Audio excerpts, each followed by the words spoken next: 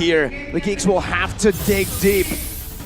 Deep as they can up against a composition as dynamic as this from RRQ. Ladies and gentlemen, the stage has been set for Game 2.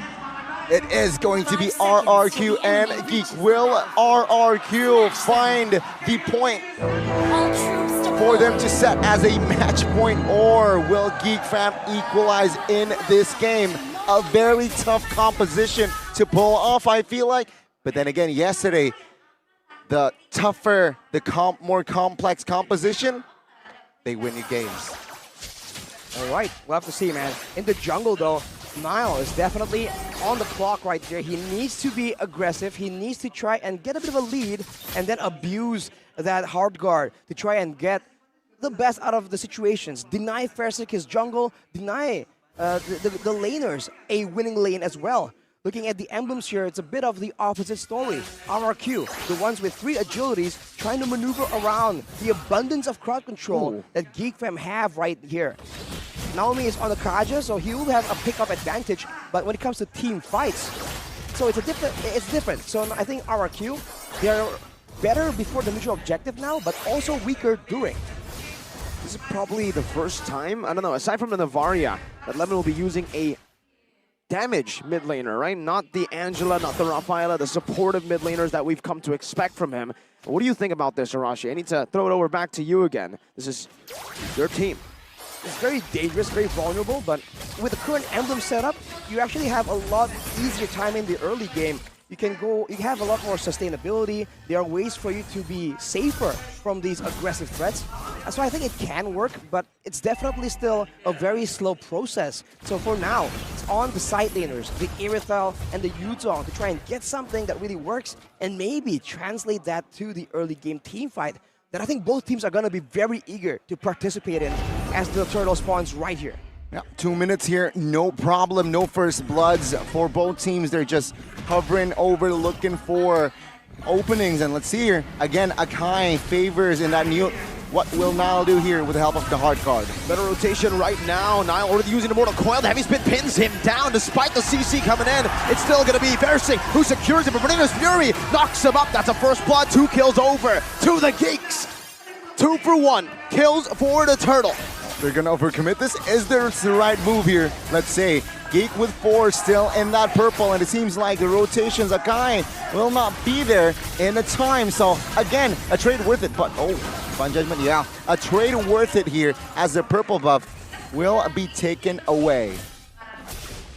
They lost 2 members right there, even though they get the turtle. I don't know how worth it that is, especially because Nile now is a bit more in the lead, AXP-wise, damage-wise. He's going for the Imperial Rage as well, by the way, so going for a bit more aggression, a bit more mana sustainability, I guess just in case. Fersik needs to stay on the curve right here, because otherwise the main power of this Akai does fall off.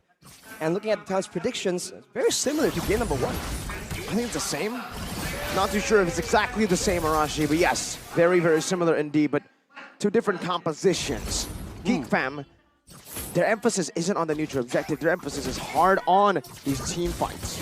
And you can see here the pressure that RRQ gives. Voloisky.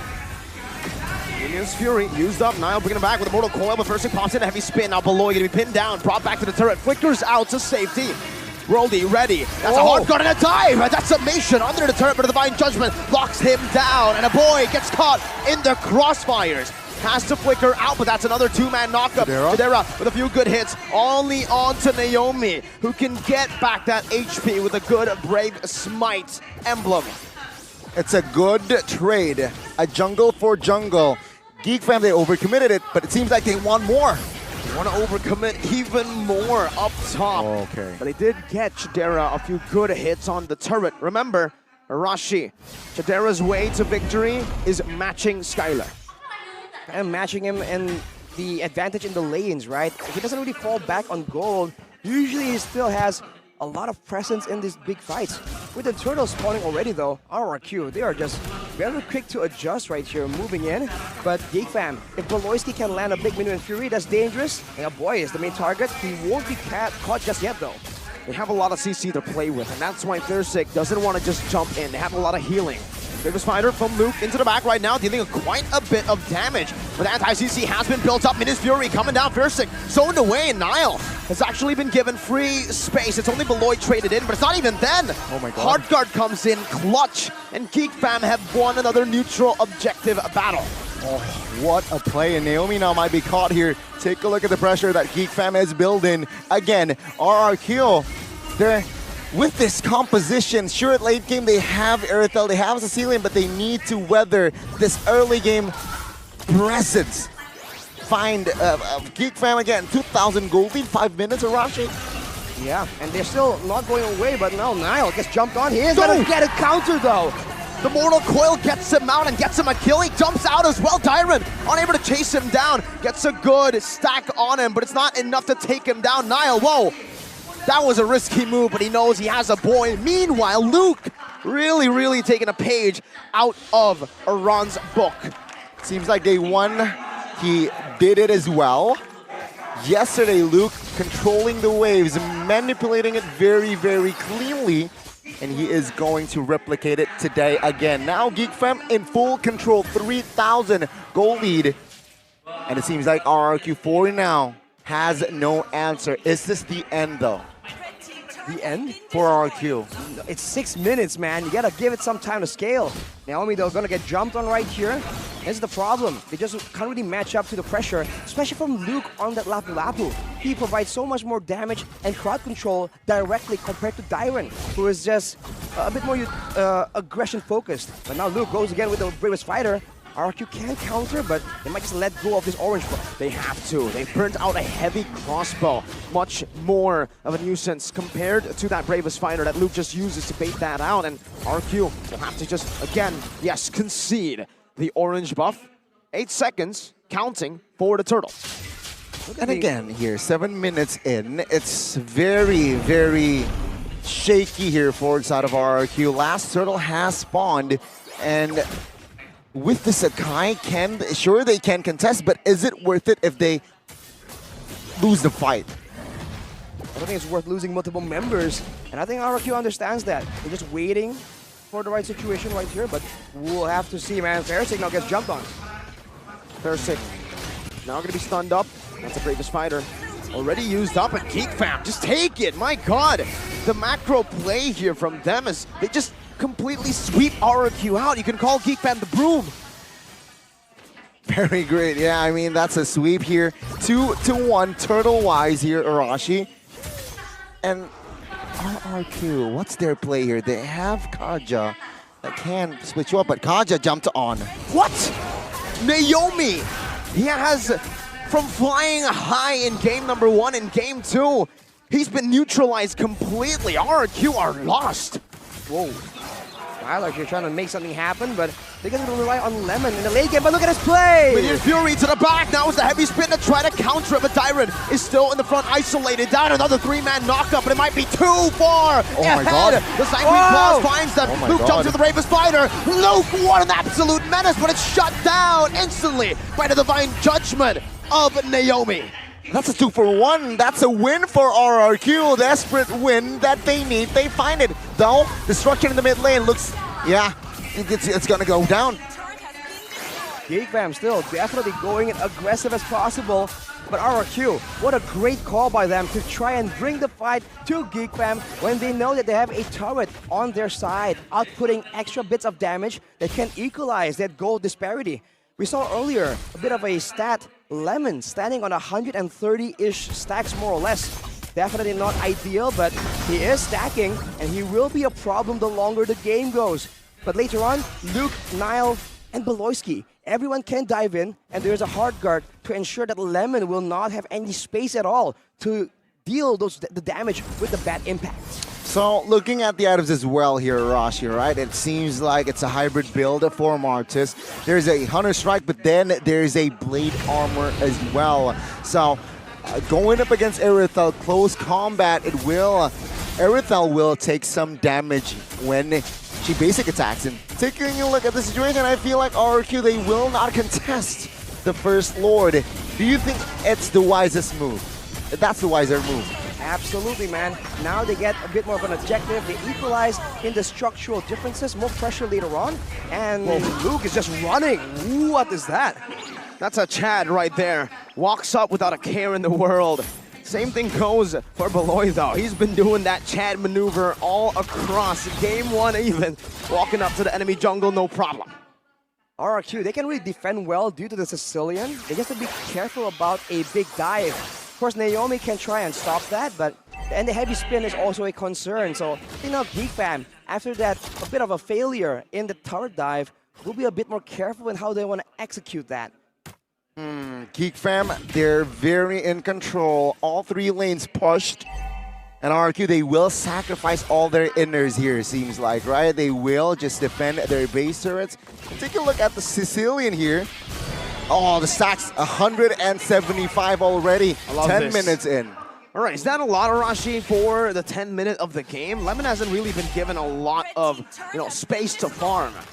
I wouldn't say it's a lot, but it's decent, right? It could be way, way worse. And now Fersic gets jumped on, but I think the threat of the Lemon damage now is forcing Geek Fam away. Beautiful clear though.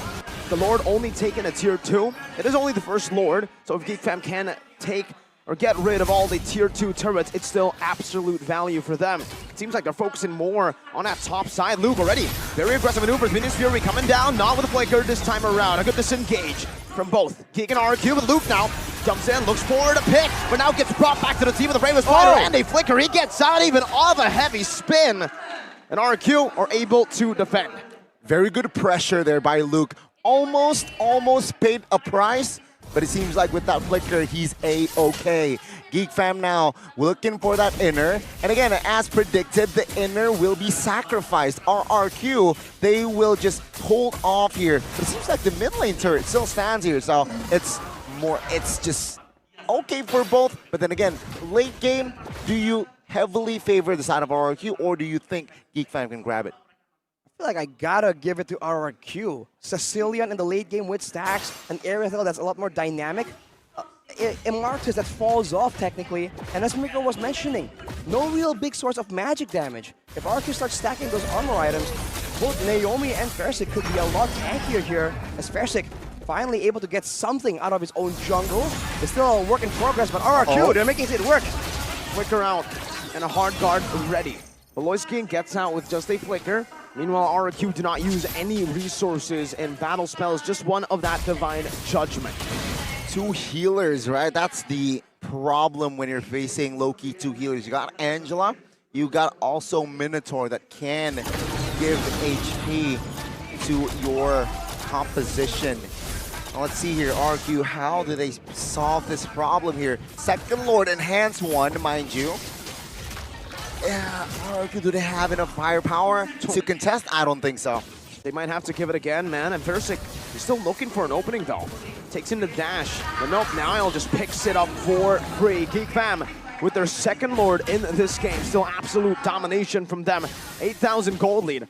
RRQ forced back once again under their turret. Naomi's the only one who can make that game-changing play. We'll see, man. Purple buff being targeted by Geek. RRQ, they're in the area, but they might go for something too decisive. Oh, Bravest Fighter. Oh, connecting onto Naomi, who's forced to flicker now. That's a massive battle spell. Game-changing plays with the Divine Judgment, now neutralized by that flicker taken away. 9,000 gold lead with this sort of push. Now is the question, RRQ, do they have enough firepower? Oh my god, a boy? Skylar finds a 1v1, a boy. Gets some healing right now. Does he get saved? No, he does not. That's Skylar with a beautiful pick in that bottom lane. Jadera forces a flicker out right now. Fersic in the midst of it all. Gonna be knocked up right now as Jadera finds the kill. Luke the Bravest Fighter. Naomi in the back. He's looking for a flank. Dyron able to zone Luke away as he flickers out to safety. That's a turret taken down by the Black Dragon form. Gets popped in. Dyron is lurking. Dyron is pouncing and Dyron goes in on the Jadera. Niall buys the immortality. Now another furious dive as Niall's able to escape, but Jadera gets pulled back by the Divine Judgment. And Skylar takes him out. 1 moment is all it takes for RRQ to find the equalizer. Sure, economy-wise, not just yet. Map control-wise, not just yet. But I'm talking about momentum here, Rashi. Oh, the recalls from Dyron as well. I don't know if they could have played out more perfectly for RRQ. getting the pick onto the Angela, winning the fight for only a base turret. They equalize the 2K gold lead, they get the turret, lowering it down to 5. RRQ now, this is the late game. 15 minutes is the general time we consider late game, and RRQ has weathered the storm enough that now it's on Geek Fam. Of course, the same problem still persists. RRQ can't really start a decisive fight, but they can definitely end it. Let's see here with the momentum. Loki swings to the side of RRQ a little. But yeah, with the lead that was already built, established by Geek Fam, it seems like map-wise, it's still Geek Fam's to win this game. Sure, the economy cuts to half here, Arashi. It was a 10,000 gold lead, now just down to almost 6. Let's see here, what will Geek Fam find to swing the momentum to their side again? Item-wise, Iberthel is ahead gold-wise. He's ahead, but not by much. And I don't know if I agree with the Great Dragon Spear. It does help you kite back against Nile, against Luke, but at the same time, you need to do a lot more damage. But maybe RRQ thinks that without any magic damage, right, they can just outlast RRQ, and that is definitely still a legitimate way. The big factor here that Geek Fam has been using, Goni, to get all this macro pressure is they're just abusing the Angela global presence. But earlier, it was punished, and Naomi, that could have been very dangerous. It seems like RRQ are in the right spot. It's going to be a bit of a trap here for Geek, though. They are trying to make sure that they can get whoever tries to clear that bot side.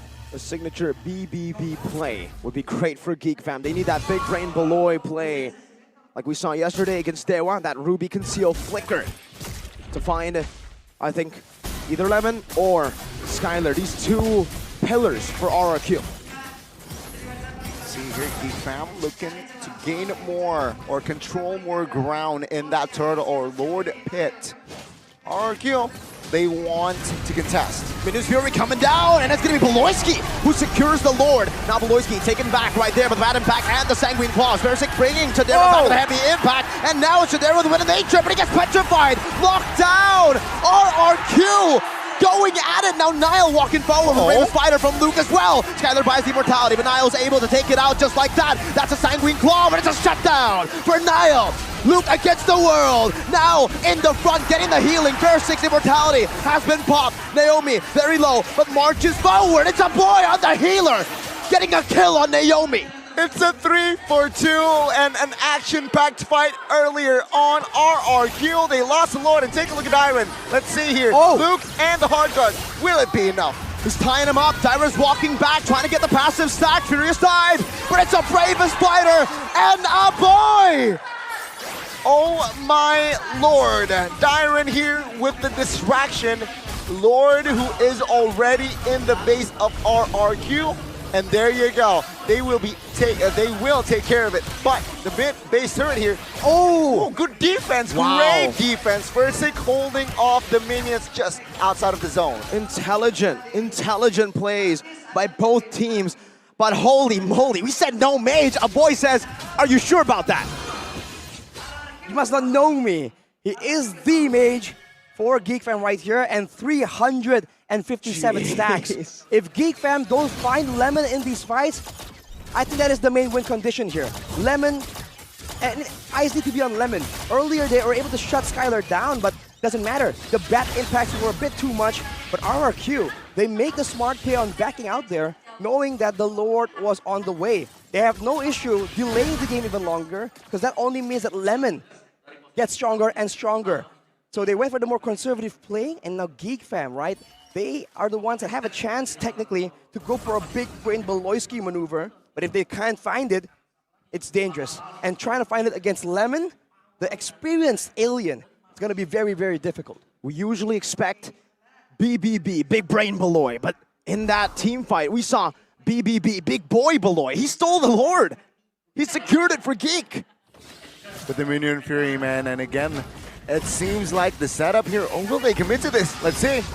Luke, Bravest Fighter in, trying to bait out the heavy spin, I believe, but RRQ knows better than to use it here in this position. Back to the point that I really want to point out, right? It's a very It's a positioning matchup here. Skylar positioned himself very effectively in comparison to Dara. Chidera already here on his way toward his, already max items even, but his impact throughout the game is very, very hard to calculate because, I don't know, I feel like it's just a non-factor here. As a Bruno, mid-game, late-game even now, I don't see his impact. It's short range, it's low mobility, and with RRQ having their eyes all on Chidera, of course Nile can do damage, Luke can as well, but the main DPS is definitely going to be Chidera. Compared to RRQ, they have both Lemon and Skylar. This is the problem with the composition, and Geek Fam are paying the price, but you can never count them out, man. In the late game, something crazy is going to happen, you just know it. Question is it going to work? Is it going to end the game for Geek Fam, or is it going to end the game for RRQ? As Dyron is forced on the top side, this could be the signal for Geek Fam to begin. Let's see here. It seems like the Lord is still controlled by Geek Fam. Top lane neutralized by Yuzong. RRQ still hovering, looking for information, but first now shows. It seems like on Geek Fam, no, conceal play. Naomi, flicker forward, Divine Judgment, locking him down. The hard guard comes in. Nile with a Mortal Coil gets out. Luke. Oh, it's Luke with the Bravest Fighter onto the back. Skylar later. But Luke has done what he needs to. He's baited the team. Now it all comes down to the rest. Chidera moving back, getting some damage onto Dyron, but Fersic is still there. He's still holding on to the heavy spin. 4 versus 5. Geek Fam holding on. Chidera dealing the damage in the back line. It's Beloyski who jumps in with his Fury. Who gets it? It's Fersic! Who secures it for RRQ, and they back away as fast as they engage. Mission abort, RRQ gets the Lord and the fight. Luke goes down to 30, and now take a look at the economy. It's it's irrelevant, but RRQ shows that the qualities that they're online. Man, let's take a look at the in-game equipment here by Dunya Games. Skylar definitely has all the penetration, still has the boots, but Lemon, he had a Dominance Ice, he switched it out for the Blood Wings. He is going for a decisive end right here. With the Lord, with the superior front to back, long range damage, this could be the end of it. RRQ. How do they defend this? They look to push. The final push, let's see. It's an Evolved Lord, 24,000 HP, and it has cracked the base turret wide open. Divine Judgment logging Beloyski down right now, forcing a defensive flicker. Nile holding on, not letting it charge in, but Beloy now loses the immortality. It's a full dive to the back, Dyron! 3-man petrify into a furious dive. RRQ and comeback from a 9,000